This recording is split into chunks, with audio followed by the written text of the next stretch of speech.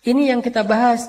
Gimana caranya kita menjadi orang yang mampu ngelalui hal-hal yang berat, mampu untuk woles, mampu untuk berani, mampu untuk ngambil pilihan-pilihan yang sulit dengan modal athiqah billah, percaya kepada Allah Subhanahu wa taala. Seperti kita percaya kepada makhluk, kalau bisa lebih bagus lebih daripada itu. Kayak tadi saya percaya ke teman saya, akhirnya jalan, saya percaya kenapa? Dia guide yang handal.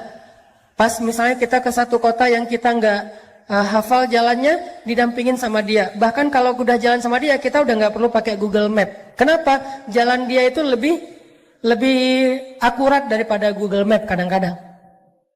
Kadang-kadang kan Google Map juga dia ngasih jalan yang mungkin udah belum diupdate, ternyata jalan itu udah ditutup. Kenapa ditutup? Lagi ada acara pengantenan. Google Map tahu? Nggak tahu. Kan Google Map nggak mengupdate setiap hari. Dia mungkin sebulan sekali atau entah berapa bulan sekali. Ya Allahu a'lam, saya nggak ngerti. Beberapa kali saya jalan nih, ditunjukin jalan alternatif yang paling cepat. Masuk kampung dong.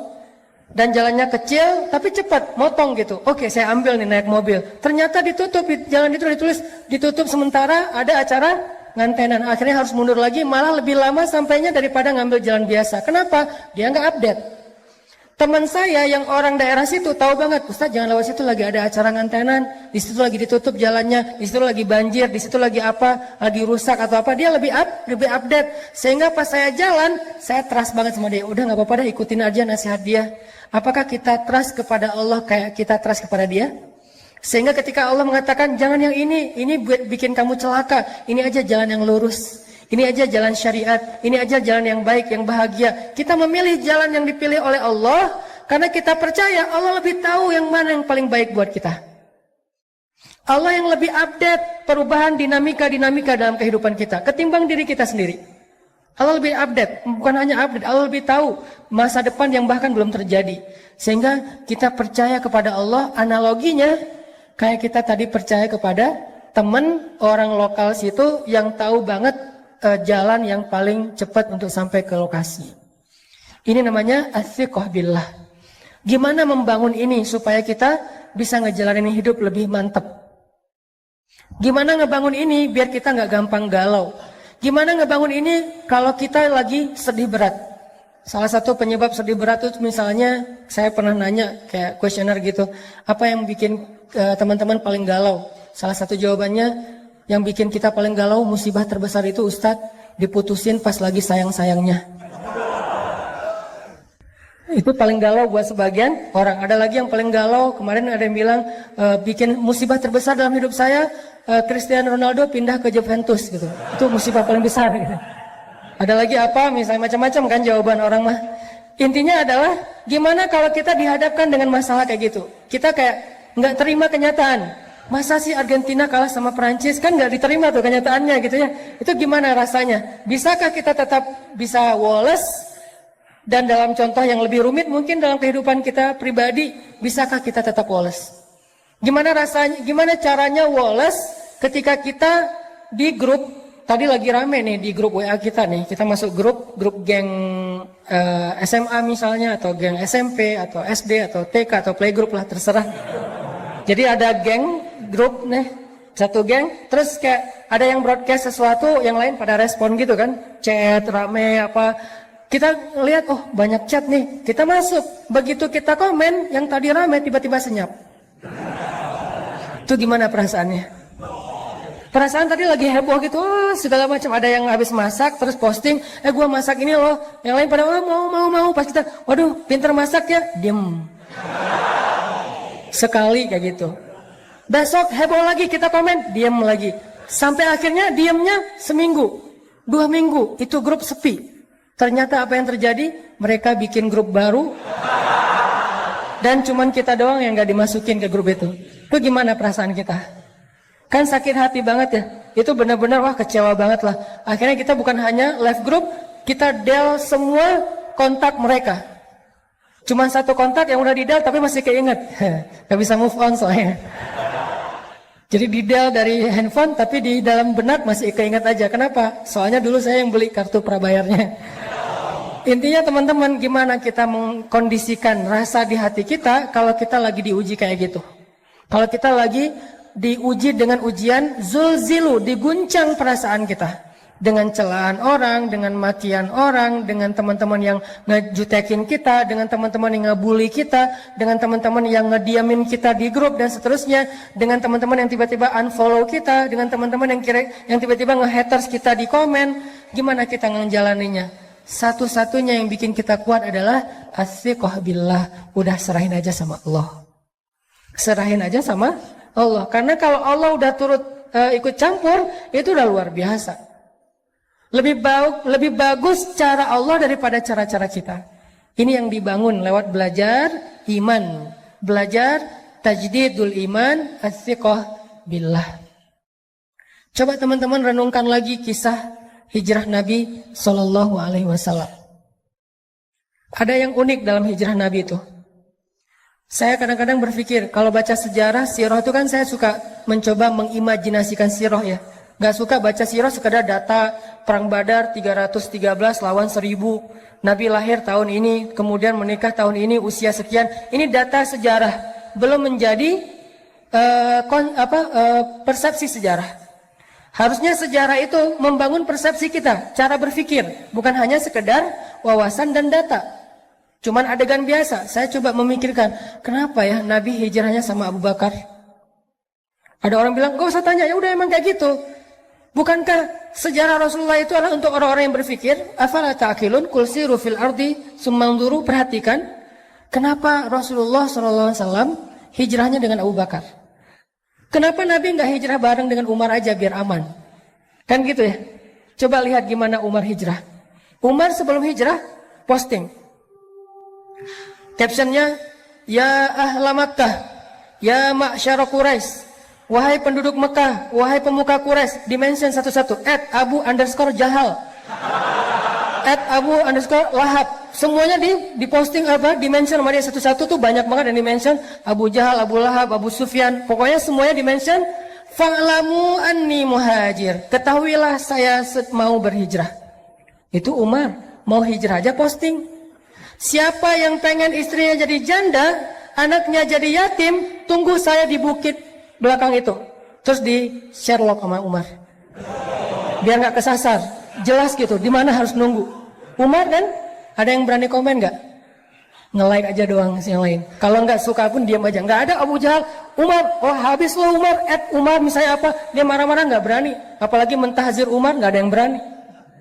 Kenapa? Umar ditakuti di Mekah. Umar itu jawara Mekah. Salah satu di antara petarung Mekah yang terkenal, Umar, Khalid, Hamzah. Kalau Nabi pengen hijrahnya aman, harusnya bareng Umar dong. Sehingga ketika Nabi hijrah bareng Umar, Umar langsung instastory, gue lagi bareng dengan Rasulullah nih. Pengen hijrah ke Madinah, ada yang berani nunggu gue di jalan? Nggak ada yang berani kan? Kan aman hijrah Nabi, kenapa nggak bareng Umar aja? Itu pertanyaan saya.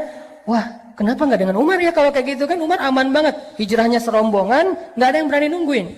Semuanya mulus jalannya. Kenapa nggak dengan Umar? Atau kalau Umar mungkin bukan keluarga Nabi, walaupun nanti jadi sahabat dekat, kenapa nggak dengan Hamzah? Yang secara status di Mekah sama kayak Umar, ditakuti. Jawara juga, pemanah ulung, pemburu, hunter. Dan beliau pamannya Rasulullah SAW sendiri. Kenapa nggak dengan Hamzah? Sehingga kalau misalnya Rasulullah lagi hijrah, terus orang-orang ngelihat yang ngedampingin atau yang ngawalnya adalah Hamzah, nggak ada yang berani ngedekat. Kenapa nggak dengan Hamzah? Atau kenapa nggak dengan Utsman? Supaya dikasih fasilitas hijrah yang nyaman, dikasih mobilnya Alphard. Kemudian nanti di perjalanan di rest area itu pilih rest area yang paling bagus, ada bisnis lounge-nya, bisa duduk nyaman, nggak perlu susah-susah, nggak akan kehujanan, nggak akan kepanasan. Karena Utsman orang kaya, kenapa nggak dengan Utsman? Atau kenapa nggak dengan tokoh-tokoh lain yang punya pengaruh di dalam kabilah orang Mekah? Kenapa Abu Bakar As-Siddiq? Satu, secara fisik Abu Bakar itu nggak seperti Umar bin Khattab. Beliau nggak lemah, karena kalau dibandingkan kita, Abu Bakar lebih tangguh. Soalnya Abu Bakar gitu-gitu mujahid.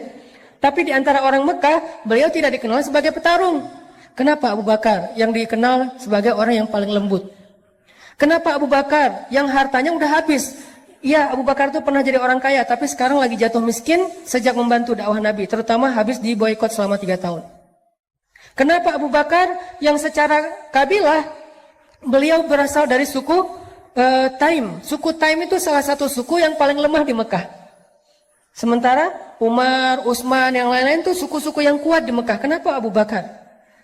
Supaya Rasulullah SAW mengajarkan kepada kita tentang athiqah billah, bukan athiqah bi Umar, bukan athiqah bi Khalid, bukan athiqah bi Hamzah, bukan athiqah bi Utsman, bukan athiqah bi Abdurrahman bin Auf, tapi athiqah billah. Hijrah nggak dikawal oleh orang-orang yang tangguh, nggak difasilitasi atau di-endorse oleh Umar Utsman bin Affan, tapi hijrah murni mengandalkan pertolongan dari Allah Subhanahu wa taala. Itulah pelajaran dalam hijrah Nabi. Sehingga yang dibawa Abu Bakar As-Siddiq. Kenapa Abu Bakar? Karena di antara semua umat Islam, bukan sahabat aja, semua umat Islam, iman Abu Bakar itulah yang paling kuat. Sampai Nabi mengatakan kalau ditimbang iman Abu Bakar di satu timbangan, iman umat Islam di satu timbangan, maka iman Abu Bakar lebih berat. Maka yang diajak Nabi untuk berhijrah itu adalah sebaik-baik teman yang paling taat kepada Allah, yaitu Abu Bakar As-Siddiq. Hijrah nih bareng dengan Abu Bakar. Diam-diam Ali disuruh tungguin rumah Nabi, tidur di tempat Nabi. Jalan bareng Abu Bakar malam-malam ketika orang udah pada tidur. Terus jalannya kemana? Ikhtiar. Nggak langsung ke Madinah, malah menjauh dari kota Madinah, masuk ke dalam sebuah lubang yang kita kenal dengan Gua Sur. Sembunyi di dalam gua itu. Kemudian bikin skenario. Nanti Asma binti Abu Bakar nganterin makanan setiap hari kepada Rasulullah. Kemudian Abdurrahman kalau nggak salah, atau Abdullah anaknya Abu Bakar, yang mencari tahu berita tentang orang Mekah ada apa. Dia jadi kayak jasus, jadi kayak agen gitu. Kenapa Nabi begitu rumit mau hijrah aja? Padahal kalau hijrah bareng Umar nggak serumit itu. Ini Nabi lagi ngajarin kita tentang trust kepada Allah SWT. Hijrah kita walaupun maknanya berbeda, kita tidak pindah dari satu tempat ke tempat yang lain, tapi kadang punya resiko yang sama, teman-teman. Setelah kita hijrah, kita ditinggalin teman-teman, ditinggalin geng di masa lalu kita. Setelah kita hijrah, kita jadi nggak punya pendapatan, penghasilan sebesar yang sebelumnya. Setelah kita hijrah, kita jadi malah mungkin dengan keluarga mulai agak ada cekcok, dengan pasangan mulai renggang kayak gitu-gitu. Ini adalah resiko-resiko ketika kita mengambil pilihan yang rumit, yang sulit dalam hidup kita. Apakah kita berani melakukannya karena athiqah billah, percaya kepada Allah? Ini yang dilakukan Nabi SAW. Sehingga ketika beliau sembunyi di dalam gua Sur, kemudian Abu Jahal mengumumkan, kata Abu Jahal, siapa yang bisa membawa pulang Muhammad hidup atau mati, maka akan aku hadiahkan 100 ekor onta. Kalau 1 ekor onta harganya 100 juta, berarti berapa? 10 miliar ya. Akan aku hadiahkan minimal nih, karena harga onta yang dipakai untuk ke luar negeri itu di atas 100 juta. Kalau yang 40 juta, 50 juta itu onta potong. Yang onta juga ada onta kampung, ada onta potong. Kalau onta potong harganya sekitar 40 juta. Kalau onta yang dipakai rihlah itu biasanya di atas 100 juta. Kebayang nggak? Siapa yang bawa pulang Muhammad hidup atau mati dikasih 10 miliar. Siapa yang nggak mau? Akhirnya semua pembunuh-pembunuh bayaran yang tadi ngelihat itu lagi trending topik di sosial media, mereka semuanya langsung bergerak. Tadinya pada nongkrong-nongkrong di tempat mereka masing-masing, ada yang minum-minum, tiba-tiba kata temannya, ada sayembara tuh, nangkap Muhammad hidup atau mati, terus hadiahnya apa? 10 miliar, semuanya bangkit. Serentak semua pembunuh bayaran di kota Mekah mencari Rasulullah SAW. Gimana rasanya? Dicari oleh pembunuh bayaran.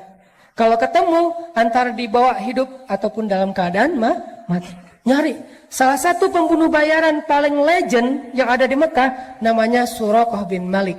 Itu paling legend.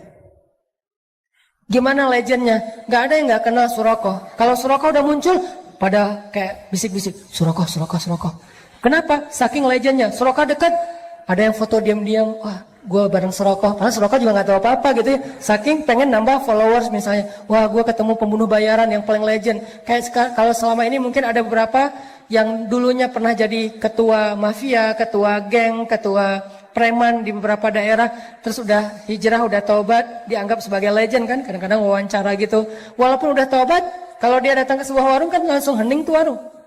Kenapa? Wah, ada fulan misalnya gitu kan ya. Akhirnya pada kayak respect gitu, kayak segan misalnya. Itulah Suraqah. Terkenal sebagai pembunuh bayaran paling legend di kota Mekah. Dia tahu jejak banget. Dia pembaca jejak. Dia bisa tahu, nih jejak udah berapa lama ngelewat jalan ini. Kalau masih basah, mungkin beberapa menit yang lalu. Kalau udah kering, mungkin udah seharian. Berarti jarak mereka sekarang udah sekitar berapa kilo. Bahkan Suraqah bisa tahu jejak onta atau kuda yang di atasnya itu laki-laki atau perempuan. Orang dewasa atau anak-anak. Duduknya normal atau meronta-ronta sebagai tawanan perang. Dia bisa tahu jejaknya acak, ancur, atau jejaknya rapih. Jadi kalau di atasnya meronta-ronta, jejaknya agak acak gitu. Jadi dia bisa tahu banget. Dan kemana arahnya. Sehingga kalau Suraqah udah keluar dari sarangnya, sulit untuk selamat dari pengejaran Suraqah. Itu sama lebih dahsyat daripada mungkin anjing pelacak atau siapa yang jago-jago kayak gitu. Ini Suraqah. Wah, Suraqah, heboh kota Mekah. Suraqah mencari Muhammad. Jadi trending topik di Twitter semuanya ngomongin Suraqah nyari Muhammad, Suraqah nyari Muhammad. Semua orang heboh, viral di mana-mana.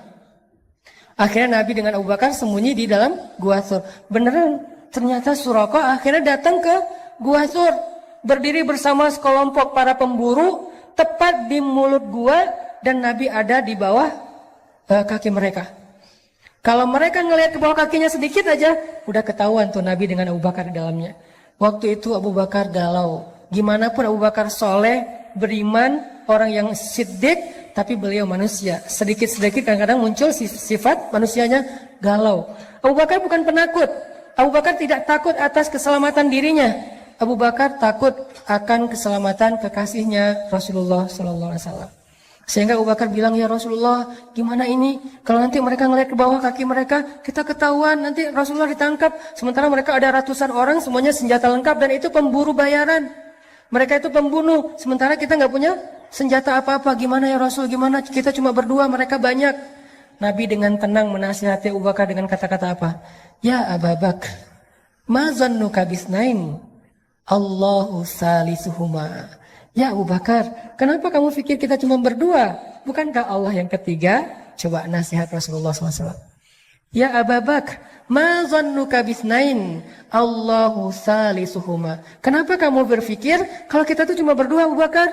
Kalau berdua, oke, kita takut. Tapi bukankah Allah yang ketiga? Baru Nabi mengatakan, la tahzan, innallaha ma'ana. Jangan khawatir Abu Bakar, Allah bersama kita. Seketika itu juga Abu Bakar tenang. Ala bidzikrillah. Ini arti dari ayat tersebut. Ala bidzikrillah tatma'innul qulub. Bukankah ketika kita mengingat Allah hatinya harusnya menjadi tenang? Itu ciri orang yang beriman. Ketika kita galau, tenang aja ada Allah. Tenang, berarti masih beriman. Ketika kita ada sesuatu yang membuat kita khawatir, resiko atau ancaman, tiba-tiba kita bilang, ya udah deh, serahin aja sama Allah. Tenang, berarti dia orang yang beriman. Kenapa? Innamal mu'minun idza dzukirallahu wajilat qulubuhum wa idza tuliyat 'alaihim ayatuhu zadathum imana wa 'ala rabbihim yatawakkalun. Orang beriman kalau disebut nama Allah langsung tergerak hatinya untuk makin mantap. Wajilat itu hatinya bergairah kembali. Yang tadi itu udah kayak udah mau mati tuh, hatinya udah lemah, tiba-tiba bergairah lagi. Detak jantungnya udah mulai normal lagi. Kenapa? Ada nama Allah. Terus kalau dibacakan ayat-ayat nasihat, misalnya la tahzan innallaha ma'ana, terus ayat yang lain tabarakalladzi biyadihil mulk, dan seterusnya, dia bertambah zadathum imana, makin yakin sama Allah. Hasilnya apa? Wa ala rabbihim yatawakkalun. Ya udah, serahin aja deh sama Allah. Itu mukmin. Sehingga Abu Bakar awalnya galau dikit terhadap keselamatan Rasulullah. Rasulullah mengatakan, ya Abu Bakar, ma zannuka bisnain, Allahu salisuhuma. Kenapa kamu pikir kita cuma berdua, Abu Bakar? Kan ada Allah yang ketiga. La tahzan, innallaha ma'ana. Enggak usah khawatir Abu Bakar, Allah bersama kita. Langsung tenang Abu Bakar. Inilah teman-teman yang disebut dengan athiqah billah. Bisakah adegan ini kita terjemahkan dalam kehidupan kita sehari-hari? Dalam semua masalah kita, pilihan hidup, kemudian rasa tidak nyaman di dalam hati, kekhawatiran kita tentang masa depan, ketika kita lulus kuliah mau kerja apa, ketika kita mungkin dikeluarkan dari sebuah pekerjaan, atau kita harus memilih resign duluan karena nggak cocok dengan pekerjaan itu, atau yang sekian banyak. Apakah kita bisa diingatkan dengan nama Allah oleh seseorang, pasangan mungkin, teman mungkin? Kalau istri kita bilang, "Pak, gak usah khawatir, Allah tahu apa yang Papa lakukan. Allah pasti bersama Papa." Alhamdulillah, tenang jadinya ya. Teman kita bilang, "Udah tenang aja bro, serahin aja sama Allah." Alhamdulillah, saya serahin aja sama Allah. Itulah mukmin, dan itulah orang yang nanti di akhirat akan termasuk di antara 70.000 orang di antara hamba Allah yang masuk surga bi ghairi hisab wala azab. Masuk surga tanpa ada sidang, tanpa ada siksaan, langsung masuk surga. Manhum ya Rasulullah, siapa mereka ya Rasulullah? Salah satunya selain orang-orang yang la yatatayyarun, wala yaskun, wala yastarkun, wala yarkun, dan seterusnya. Yang terakhir apa? Wa ala rabbihim yatawakkalun. Orang yang selalu berserah kepada Allah SWT. Athiqah, percaya sama Allah. Bisa nggak teman-teman kita kayak gitu dalam hidup kita? Seberapa kuat percaya kita sama Allah? Cara ngukurnya gini. Kalau saya ambil benda kayak gini nih, dalam keadaan normal, ini buah salad, saya lempar ke atas, ada nggak teman-teman yang masih berpikir buah ini nggak akan jatuh ke bawah? Kalau saya lepaskan ini, kira-kira ada yang berpikir nggak akan jatuh Ustaz, saya ragu itu bisa jatuh. Ada? Ada yang meragukan bahwa ini akan jatuh ke bawah? Tidak kan? Semua kita yakin yang namanya benda kalau kita lempar ke atas pasti jatuh ke bawah. Seberapa besar yakin kita terhadap benda itu pasti jatuh ke bawah? 90%? 100%? Sekarang coba bandingkan dengan yakin kita kepada Allah. Harusnya yakin kita kepada pertolongan Allah seyakin kita kepada benda yang kalau dilempar pasti jatuh ke bawah. Gak mungkin gak? Kalau bisa lebih dari itu lebih keren. Segitu aja tuh udah keren. Bisa nggak kita segitu yakinnya sama Allah? Tenang aja udah, kalau sama Allah beres. Kalau sama Allah gampang. Kalau sama Allah pasti bagus. Kalau sama Allah itu pasti ada jalan keluar. Kalau sama Allah itu pasti bahagia. Kalau sama Allah itu yakin. Saya yakin benda yang kalau kita lempar ke atas pasti jatuh ke bawah. Tidak ada satu ruang dan celah pun untuk ragu. Itu baru athiqah billah. Kalau kita udah ada di tahapan itu, kita akan melihat banyak sekali keajaiban-keajaiban Allah terjadi dalam hidup kita. Sampai ke tingkat seperti itu. Nanti kalau udah sampai di situ, baru kita latih lebih dari itu. Sehingga para sahabat radhiyallahu anhum, kalau Nabi nanya sesuatu kepada mereka, jawaban mereka selalu Allahu wa rasuluhu a'lam. Ada onta, misalnya Nabi nanya, itu onta berapa kakinya? Mereka ngelihat dengan matanya, kaki onta ada 4. Tapi jawaban mereka apa? Allah dan Rasul lebih tahu berapa kaki onta. Kalau Nabi bilang 5, sadaqallahu wa rasuluh. Benarlah Allah, benarlah Rasul. Kenapa? Saking yakinnya kepada Allah dan Rasul.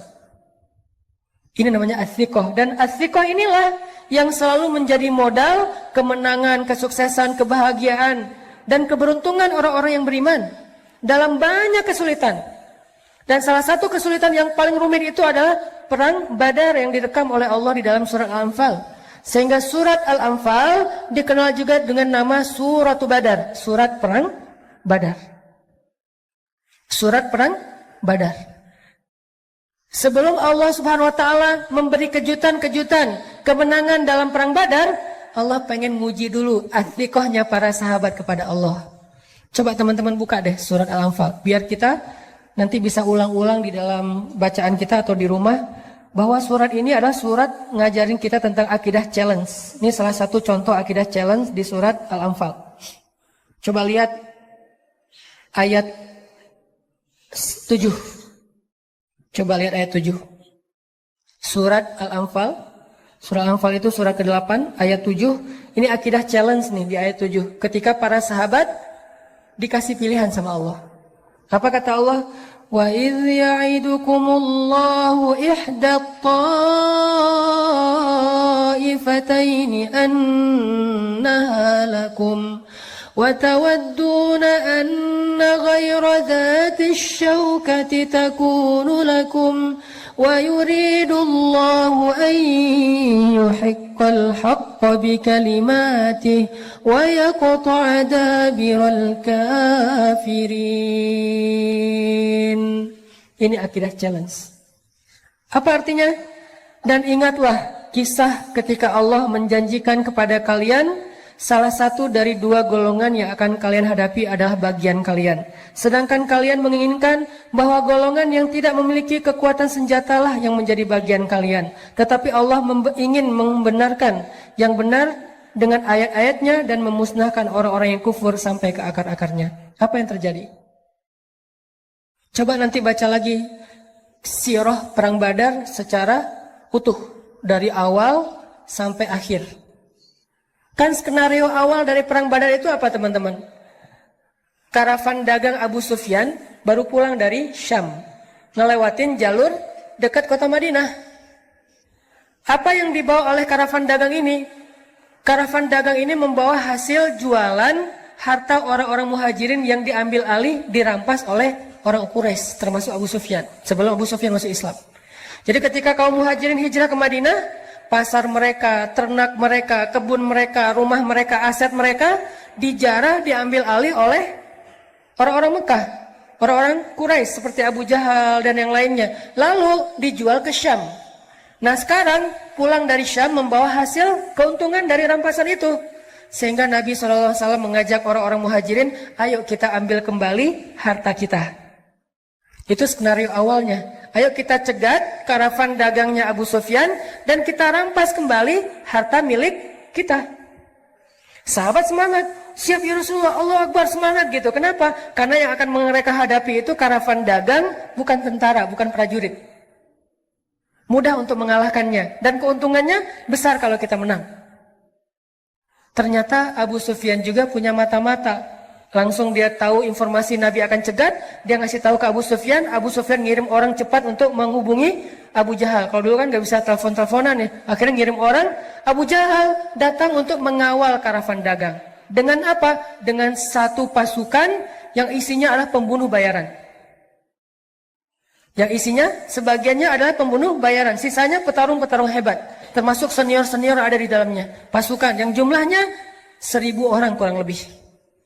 Sekarang ada dua target. Satu karavan dagang yang mudah dilumpuhkan dan untungnya besar. Satu lagi pasukan perang yang sulit dikalahkan dan untungnya kecil. Apa yang mau diambil dari pasukan perang? Paling ghanimahnya ya gitu-gitu aja. Pedang, perisai, onta. Kalau ini emas, sutra, segala macam kan ya. Wa idh ya'idukum, ketika Allah memberikan kalian pilihan ta'ifatain, dua kelompok, mana yang kalian inginkan? Ternyata kaum muslimin menginginkan yang mana? Manusiawi, yang tetap Abu Sufyan, Rasul, kita nggak usah beralih ke yang lain, ini aja istiqomah. Dari awal kan emang pengennya ini. Kan emang rencana awal kita pengen mencegat karavan dagangnya Abu Sufyan. Ngapain sih harus ngadapin Abu Jahal? Udah biarin aja, ntar dia juga pulang sendiri kalau dia nungguin kita nggak datang. Para sahabat memilih ini. Ternyata Allah memilih yang Abu Jahal. Disinilah kaum muslimin galau. Duh, ada yang kecewa. Coba baca ayat sebelumnya. Gimana bentuk kegalauan mereka? Ayat 5.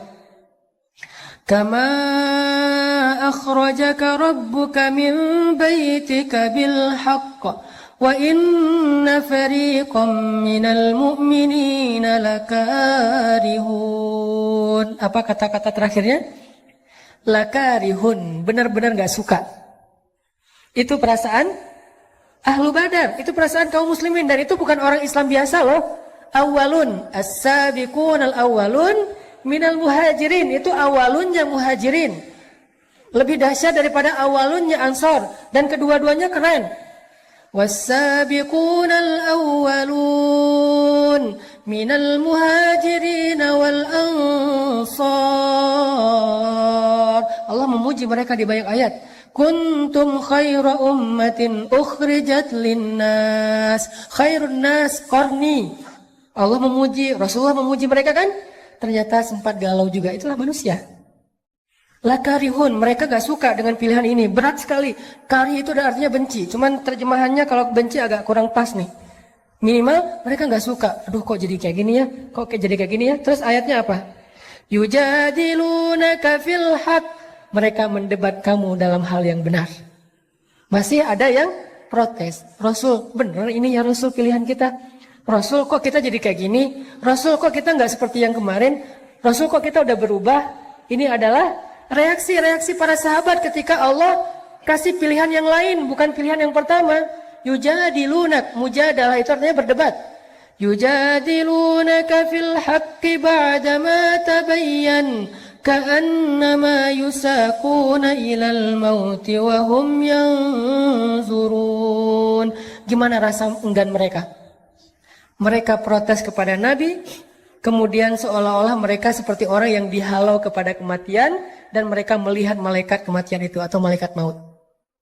Ini kan sebuah gambaran ya, gimana beratnya kaum muslimin terhadap pilihan ini. Kayak orang dibawa ke satu tempat mau dieksekusi mati. Dan mereka melihat tiang gantungan, melihat algojo yang dengan parang yang tajam. Seolah-olah mereka mau dibawa ke sebuah tempat eksekusi mati. Begitu enggannya mereka datang terhadap pilihan Allah Subhanahu Wa Taala. Akhirnya Nabi mengumpulkan mereka semuanya, Ahlu Badar. Nabi menasihati mereka, Nabi membacakan ayat ini kepada mereka. Akhirnya mereka baru sadar, lalu sami'na wa ata'na. Kami ikut pilihan Allah dan Rasul. Ini maksud dari innamal mu'minun idza dzukirallah wajilat qulubuhum. Tadi mereka galau, lalu diingatkan dengan nama Allah, wahai kaum muslimin, ini pilihan Allah, taatlah sama Allah, ambil aja pilihan Allah walaupun berat. Wajilat qulubuhum, hati mereka tiba-tiba menjadi bergairah. Wa idza tuliyat alaihim ayatu zadatuhum imana, bertambah iman mereka. Wa ala rabbihim yatawakkalun. Akhirnya mereka berserah kepada Allah. Ya udah kami ikuti cara Allah, sami'na wa ata'na. Hasbunallah wa ni'mal wakil. La haula wa la quwwata illa billah. Itu yang terjadi kepada Ahlu Badar. Allah mau nguji dulu, mereka sikoh enggak sih sama Allah? Buat apa sih Allah ngetes kayak gitu? Karena Allah pengen ngelihat siapa yang benar-benar yakin kepada Allah, siapa yang ragu-ragu. Kalau ragu-ragu, Allah nggak akan tunjukkan keajaiban kepada mereka. Kenapa perang Badar banyak keajaiban? Karena perang Badar diikuti oleh orang-orang yang sudah teruji sikohnya kepada Allah Subhanahu Wa Taala. Udah teruji, walaupun galau lagi, terus balik lagi. Galau lagi itu manusiawi. Dia imannya Yazid wa Yankus. Ketika Yazid mantap, ya tawakkalun. Ketika Yankus mempertanyakan, yujadilun. Kenapa gini, kenapa gini, kenapa gini. Tapi cepat recovery-nya, balik lagi. Itulah kita. Udah mantap nih, saya akan hijrah. Pas udah hijrah, kenapa setelah hijrah hidup jadi gini-gini amat ya? Galau kan? Diingatin lagi, emang kayak gitu. Bukan kita doang yang ngerasain, orang sebelum kita yang lebih soleh ngerasain juga. Oh gitu, ya udah mantap lagi. Besok ada ujian, tapi kok nggak selesai-selesai ya ujiannya. Terus diingatin lagi, kuat lagi. Gitu aja terus iman kita teman-teman. Yazidu wayangkus, zail, tergelincir, balik lagi, tergelincir, balik lagi. Hati kita, yuqallibu dzatal yamin wa dzatal shimal. Dia kadang-kadang ke kanan, kadang-kadang ke kiri. Itulah butuhnya tajdidul iman sepanjang perjalanan hidup atau sepanjang perjalanan proses hijrah. Harus diperbaharui. Salah satu cara memperbaharui iman, duduk dalam majelis-majelis nasihat dari ulama. Kita nggak harus hafal apa yang disampaikan ustadz. Kita nggak harus hafal ayat-ayatnya, hadis-hadisnya. Minimal tambah iman, liyazdadu imanan ma'a imanihim, setelah kita mendengarkan nasihat itu. Baru nanti mantap lagi nih. Sahabat juga galau, sekelas muhajirin awalun aja galau. Akhirnya berangkat. Sekarang pasukannya dialihkan ke arah Abu Jahal. Jalan, terus sampai di sebuah area namanya daerah Badar. Orang-orang kafir Quraisy dapat spot yang ada mata airnya. Orang Islam dapat spot yang nggak ada mata airnya. Mulai agak khawatir, nih airnya irit nih, jadi jangan boros-boros ya, airnya cuma sedikit. Malamnya ternyata mereka banyak yang nggak bisa tidur. Gimana besok ya? Ini kan perang kita pertama banget dalam sejarah umat Islam, kan perang pertama Badar ya. Mereka kayak gimana ya besok perang ya, gimana ya besok perang. Sementara kamu jurus itu udah bisa belum? Belum. Jurus pedang misalnya belum. Kan baru juga latihan kemarin, tiba-tiba langsung tarung. Sementara yang di seberang sana tuh petarung semua. Yang di seberang sana tuh udah kayak show off gitu, udah tayang lagi tarung, tayang lagi ngetrik. Kita baru juga, Oli juga belum bisa. Tiba-tiba disuruh main di ball, di apa gitu. Aduh gimana ya, kagok gitu, nervous sama yang pro-pro, yang legend-legend. Begitulah para sahabat. Orang-orang yang muslimin ini amatiran sebagian besarnya. Cuma beberapa orang juga yang tokoh kayak Hamzah, Umar, oke, mereka legend. Tapi sisanya amatiran, orang-orang biasa, bukan petarung. Di sana itu pro semua itu. Ikrimah, Abu Jahal itu kan pro semua ya, pro perang. Orang-orang yang jago dalam berperang. Galau malam itu nggak bisa tidur. Akhirnya kata Allah apa? Allah utus rasa ngantuk kepada kaum muslimin. Ini keajaiban pertolongan Allah kepada orang yang sikoh kepada Allah, percaya sama Allah. Akhirnya apa kata Allah di ayat 11? Ini kita bedah ayatnya nih. Surat masih yang sama, Al-Anfal ayat 11. إِذْ يُغَشِّيكُمُ النُّعَاسَ أَمَنَةً مِّنْ. Allah memberikan kalian rasa ngantuk amanatan, biar kalian merasa nyaman. Aman itu bahasa Arab terus jadi bahasa Indonesia. Amanatan min, supaya kalian merasa nyaman. Tiba-tiba semuanya nguap-nguap, ngantuk, tidur. Kecuali 2 orang yang masih terjaga. Rasulullah lagi-lagi bersama Abu Bakar. Nabi berdoa. Doanya Nabi apa? Istighosah yang ada di ayat 9. Iltastaghithuna rabbakum. Jadi istighosah salah satu sunnah Nabi Sallallahu Alaihi Wasallam. Nabi melakukan istighosah dalam momen yang paling berharga, yaitu perang Badar. Iltastaghithun. Gimana istighosah? Istighosah itu doa yang panjang. Saking seriusnya Nabi berdoa, angkat tangannya tuh bukan gini, tapi gini. Pernah nggak doa gini? Saya pernah sekali pas minta jodoh dan berhasil. Jadi kadang-kadang doa ada yang nggak pakai ngangkat tangan, kayak doa sehari-hari naik kendaraan atau apa. Ada doa yang pakai angkat tangan, ada yang doa setinggi-tingginya, ada yang doa dengan telunjuk. Kalau doa dengan telunjuk bukan nunjuk-nunjuk Allah, ya Allah kasih lo ya, harus ya, bukan. Dengan telunjuk itu maksudnya cuman kepada Allah saya berharap. Itu maksudnya. Jadi apa? Psikologi Arab dengan Indonesia itu beda dalam masalah telunjuk. Kalau kita kan kayak nyuruh-nyuruh ya. Karena ada ya Allah bukan ya Allah harus ya. Nih benar ya, bukan. Tapi ya Allah iyyaka na'budu wa iyyaka nasta'in itu maksud dari nelunjuk. Jadi Nabi kadang berdoa enggak angkat tangan, kadang berdoa mengangkat tangan, kadang berdoa sampai angkatnya tinggi, kadang menelunjuk. Semua itu sunnah Nabi, tidak perlu dibenturkan antara satu dengan yang lain. Semuanya bisa dilakukan. Dan waktu itu Nabi beristighosah, mengangkat tangan setinggi mungkin sampai rida beliau jatuh, diangkat lagi oleh Abu Bakar, jatuh lagi, menangis semalaman. Sementara sahabat semuanya tertidur pulas gara-gara Allah menenangkan mereka dengan ngantuk. Ini pertolongan. Jadi kalau kita serahin urusan kita kepada Allah, Allah akan nolong kita. Pertama yang ditolong apa? Jiwa kita. Ketika kita punya masalah, yang akan pertama Allah lakukan bukan diselesaikan masalah kita, tapi dikuatkan hati kita. Itu kalau kita percaya sama Allah. Sehingga orang di luar yang nggak paham ngelihat, dia udah capek berdoa, masalahnya masih gitu-gitu aja, nggak selesai, dia nggak tahu. Kalau dia ngadapin masalah itu, mungkin dia udah KO dari awal. Tapi kenapa orang ini kuat? Karena Allah kuatkan hatinya. Itulah pertolongan Allah yang pertama. Jadi bisa dibilang UGD-nya. Jadi penanganan pertamanya ketika dimasukin ke UGD itu, kalau kita langsung diinfus, langsung kayak ada apa jantungnya atau diapain gitu penanganan awal, itulah yang dilakukan Allah ketika kita dalam keadaan darurat. Yang pertama ditolong itu adalah jantung kita. Gimana menolong jantung? Dikuatkan hati kita dalam menghadapi masalah itu. Bukan segera masalahnya selesai. Karena kayak kita sakit juga, nggak langsung sembuh pas datang ke UGD sembuh, enggak. Tapi jantungnya diselamatkan dulu, nafasnya diselamatkan dulu, kemudian darahnya diselamatkan dulu. Nanti sembuhnya setelah seminggu. Tapi minimal dia udah ditolong gitu. Nah Allah juga nolong kita kayak gitu teman-teman. Di awal ketika kita percaya sama Allah, ya Allah saya lagi ada masalah, tapi Engkau lah yang maha kuasa atas segala sesuatu. Saya tenang ada Engkau ya Allah. Saya mengandalkan Engkau banget ya Allah. La haula wala quwata illa billah. Hasbiyallahu wa ni'mal wakil. Udah, setelah itu Allah akan tolong hati kita. Gimana ditolong hati? Kalau dalam konteks surat Badar, mereka tertidur semuanya, tenang hatinya. Kita juga bisa gitu, kadang-kadang kenapa ya akhir-akhir ini saya gampang ngantuk, soalnya habis diputusin. Jadi gampang ngantuk, itu cara Allah, soalnya habis lagi banyak utang, jadi tidur aja kerjaannya. Soalnya misalnya lagi banyak yang ngebully, akhirnya dia gampang tidurnya nyenyak, malah makin dibully makin nyenyak tidurnya. Kenapa? Sebelum tidur minum Neozep misalnya. Yang jelas, tidur kadang adalah solusi dari Allah untuk hamba-hambanya. Sehingga dia dibikin tenang. Salah satu yang dikasih solusi tidur siapa? Ashabul Kahfi.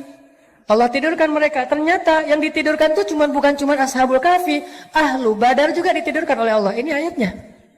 Idh yughashshikumun nu'asa amanatan min. Cuman tidurnya nggak sampai 300 tahun. Tapi pesan moralnya sama. Tidur yang membuat mereka nyaman. Amanatan, menjadi tenang mereka. Selesai sudah masalahnya? Belum. Setan juga nggak nyerah teman-teman.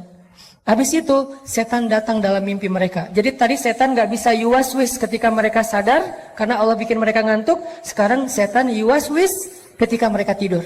Masuk dalam mimpi mereka satu-satu setan. Kan setan itu ya majrad dam kan.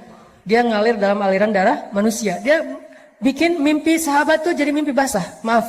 Akhirnya sebagian besar sahabat malam itu saking nyenyaknya tidur bangun-bangun dalam keadaan janabah junub. Mimpi basah. Siapa yang ngerjain itu? Setan. Kok usah nyalahin setan? Emang salah? Salahnya apa? Siapa suruh jadi setan? Satu-satunya suuzon yang berpahala adalah suuzon kepada setan. Dan satu-satunya husnuzon yang berdosa adalah husnuzon kepada setan. Ustaz, jangan salahin setan, kasihan. Setan gak ada apa-apa kok. Enggak, itu husnuzon kepada setan gak boleh. Harus suuzon. Kayak Yusha, muridnya Musa. Ketika jalan touring bareng dengan Musa mau nyari guru kan, Khidir, terus tiba-tiba di tengah jalan ikan yang dipegang sama Yusha berenang lagi padahal udah mati, terus Yusha lupa nyeritain itu ke Musa. Jalan pas udah lapar, Musa bilang, mana ikan kita? Aduh saya lupa. Apa kata-kata Yusha dia dalam ayat itu? Wa ma ansanihu illa asyaitanu an adzkurah. Tidak ada yang membuat saya lupa akan peristiwa itu kecuali setan tuh, kata Yusha. Apakah Musa bilang, kok kamu nyalahin setan sih, nyari kambing hitam deh? Enggak kan? Kenapa? Karena setan emang untuk disalahin. Jadi ketika ada dua orang, teman sahabat, cowok cewek dan bukan mahram ya. Mereka salah satunya misalnya si cowoknya nelfon, aku anterin ya. Jangan deh, aku tunggu jemputan aja. Tapi lama, gak apa, aku anterin kok. Kamu gak percaya sama aku. Bukan gak percaya sama dia, gak percaya sama setan. Jadi kalau kita menjaga hubungan kita jarak dengan lawan jenis, walaupun dia sahabat karib kita, ipar kita, sepupu kita bukan nggak percaya sama dia, kita percaya banget sama dia, tapi kita nggak percaya sama setan. Itu analogi berpikirnya. Sehingga jangan sampai kita menganggap teman kita yang nggak mau jalan bareng kita, nggak mau semobil dengan kita, seolah-olah dia kayak ngeraguin kita. Bukan. Jangan suuzon dulu, jangan menjudge. Karena dia sangat yakin sama kita, sangat percaya sama kita, tapi dia sangat ragu kepada setan yang ada di antara kita. Sehingga dua orang yang sama-sama soleh bisa aja tergelincir bukan karena niat buruk, tapi karena mereka memberi kesempatan kepada setan untuk menggoda mereka. Akhirnya setan datang, sahabat pada mimpi basah, janabah, pas bangkit dari tidurnya mereka harus mandi junub. Sementara air kurang. Ini gimana nih, kita harus mandi junub tapi nggak ada air. Mulai galau yang kedua nih, galau yang ketiga. 3 kali galau. Gimana kita akan berperang? Katanya ini perang suci tapi kita kotor. Katanya kita akan menghadapi musuh sementara kita juga najis. Gimana ini, gimana ini? Galau berat. Akhirnya Allah turunkan apa teman-teman? Hujan. Luar biasa ya cara Allah nolong. Coba lihat ayatnya. Masih ayat 11. Wa yunazzilu 'alaikum minas samaa'i ma'an liyutahhirakum bih wa yudhhiba 'ankum rijzasy syaitan. Allah turunkan air dari langit sehingga para sahabat tiba-tiba langsung bisa mandi janabah di bawah hujan. Dan mereka bertakbir, Allahu Akbar, Allahu Akbar. Dan hujan itu anehnya lokal banget. Cuman di campnya para sahabat doang. Camp seberang tuh nggak hujan. Yang camp seberang gini aja. Kok di sana hujan sih? Yang di sini hujan, di sana kering. Itu kayak gitu banget cara Allah ngasih rezeki ya. Keajaiban ini muncul gara-gara dari awal mereka sudah lulus ujian ats-tsiqah billah. Jadi kalau kita memulai satu urusan kita dengan tsiqah billah, udah serahin aja. Lika-likunya tuh Allah ya akan ngasih kejutan. Banyak banget kejutan-kejutan indah. Udah selesai di situ? Belum. Udah pada mandi, udah pada segar, malah lebih segar daripada sebelum tidur gitu ya. Udah segar banget. Pas mau menghadapi musuh, mereka ngelihat musuh ini tangguh-tangguh dengan, kan kaum muslimin dalam perang Badar yang pakai kuda itu cuma 2 orang kalau nggak salah, sisanya jalan kaki. Sementara musuh sebagian besarnya pakai kuda dan onta. Pakai perisai, pakai baju besi, pakai pedang yang lebih panjang, lebih gede daripada kaum muslimin. Kan gentar juga nih ngelihat musuh yang gagah-gagah. Gagah-gagah juga ya. Akhirnya apa? Allah tolong lagi. Tiba-tiba pas mereka ngelihat ke langit, mereka ngelihat barisan cewek-cewek. Maaf, bukan. Barisan malaikat. Barisan malaikat berbaris di langit. Jangan lihat ke atas. Saya aja yang udah punya pasangan. Insya Allah aman. Ntar gak dibukain pintu. Ternyata pas ngelihat ke langit, itu udah banyak barisan malaikat. Jadi menurut saya, perang Badar yang paling benar itu logikanya bukan 300 lawan 1000. Karena kaum muslimin itu bukan 300 orang. 300 orang plus 1000 malaikat. Jadi perang Badar itu yang benar adalah 1300 lawan 1000. Karena ditambah malaikat. Sebetulnya satu malaikat juga cukup loh kalau kita mau berpikir logis ya. Allah ngapain sih banyak-banyak, ngirim satu aja udah cukup lah. Untuk ngalahin musuhan cuma dihembus aja kan habis ya. Kenapa sampai 1000? Karena tujuan malaikat diturunkan bukan cuma untuk membunuh musuh, tapi menenangkan kaum muslimin. Kayak gitu banget kan Allah memperlakukan orang yang beriman. Dikirim 1000 malaikat yang turun berduyun-duyun, pakai ikat kepala hijau, kemudian pakai jubah putih, kemudian mereka menyambar dengan cepat seperti angin, sehingga kaum muslimin ngeliat, perang belum mulai kok udah pada duluan sih, malaikat duluan yang jalan. Aktif banget nih malaikat gitu ya, luar biasa. Sehingga kaum muslimin ya udah deh ngopi-ngopi dulu kalau bahasa kita ya. Udah duluan malaikat aja kalau bahasa kita nih. Jadi intinya kayak gitu banget Allah memperlakukan kaum muslimin. Kenapa? Athiqah billah. Pokoknya udah serahin aja sama Allah, hidup kita bakalan nyaman banget. Didoain malaikat, ditolong malaikat, disupport sama malaikat, di like sama malaikat, di repost sama malaikat, di mention sama malaikat dalam analogi sosial media kita. Itu banget kalau kita percaya sama Allah. Tapi begitu kita athiqahnya berganti kepada logika, kita lebih yakin kepada hitung-hitungan matematika kita, maka hilanglah semua peluang kita untuk melihat keajaiban dalam hidup kita. Bisa dibilang perang Badar itu hampir kaum muslimin tuh gak ikut perang. Cuman dikit doang perangnya, sisanya malaikat yang sebetulnya berperang. Coba nanti baca kisah perang Badar dari angle musuh. Jadi yang dibaca jangan cuman versi orang Islamnya, jangan cuman versi riwayat kita. Coba baca Nat Geo-nya mereka deh. Nat Geo-nya musuh. Ternyata menurut musuh-musuh yang nantinya akhirnya masuk Islam, mereka bilang, alhamdulillah saya selamat hari itu. Itu kejadian luar ngeri banget. Waktu itu saya berada di pasukan musuh, saya belum dapat hidayah. Ketika kita akan berperang dengan kaum muslimin, yang kita lihat itu bukan kaum muslimin, tapi deretan makhluk yang memakai ikat kepala hijau. Mereka turun dari langit menyambar kami. Tiba-tiba saya menutup kepala dan mata saya hanya mendengar teriakan teman-teman saya yang dipenggal oleh para malaikat. Ketika saya membuka mata saya melihat tubuh teman-teman saya sudah terkapar di atas tanah. Itu kerjaan siapa? Bukan kerjaan kaum muslimin, malaikat. Kaum muslimin datang udah beres. Aduh, beres. Beres nih, diberesin sama malaikat. Kenapa? Athiqah billah. Percaya aja sama Allah, beres. Gak ada yang sulit kalau Allah udah ikut campur. Inilah pentingnya kita ngandelin Allah dalam masalah kita, dalam hidup kita, dalam hajat-hajat kita, dalam cita-cita kita. Saya punya cita-cita secara pribadi dalam urusan dakwah, yang 3 tahun yang lalu orang menganggap itu berlebihan. 3 tahun yang lalu orang menganggap itu nggak mungkin. Salah satunya adalah gimana menghijrahkan teman-teman motor. Kalau dulu namanya geng motor, kalau sekarang udah jadi ormas. Gimana pemerintah juga nggak bisa segala macam. Alhamdulillah bukan karena saya hebat, karena Allah terlibat. Akhirnya Allah bujuk hatinya, Allah ikat hatinya, tiba-tiba mereka jadi senang kepada masjid, senang kepada ilmu, senang kepada ta'lim. Itu kenapa? Karena kita melibatkan Allah. Program pemerintah kalau nggak melibatkan Allah, susah. Program sosial nggak melibatkan Allah, susah. Gimana pun teorinya rumit. Pemerintah bikin regulasi apa segala macam untuk masalah sosial apa, susah. Termasuk nanti mempersaudarakan 2 supporter bola yang sering tarung, itu nggak cukup dengan program pemerintah, nggak cukup dengan program dari PSSI, nggak cukup dengan program Menteri Sosial, harus pakai program dakwah. Kenapa? Di dalam program dakwah lah Allah terlibat.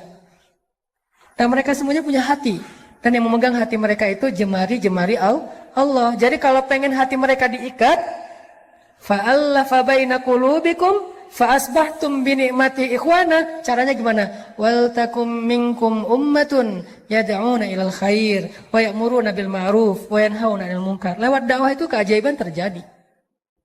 Jadi saya percaya banget nih, antara beberapa supporter bola di Indonesia yang selama ini mungkin sering ada masalah, bisa diikat hati mereka bahkan jadi ikhwana, bersaudara dengan media dakwah. Kenapa? Di dalam media dakwah itu Allah terlibat untuk menggenggam hati hamba-hambanya. Buktinya, berapa ratus tahun orang-orang Aus dengan Khazraj berperang di Madinah.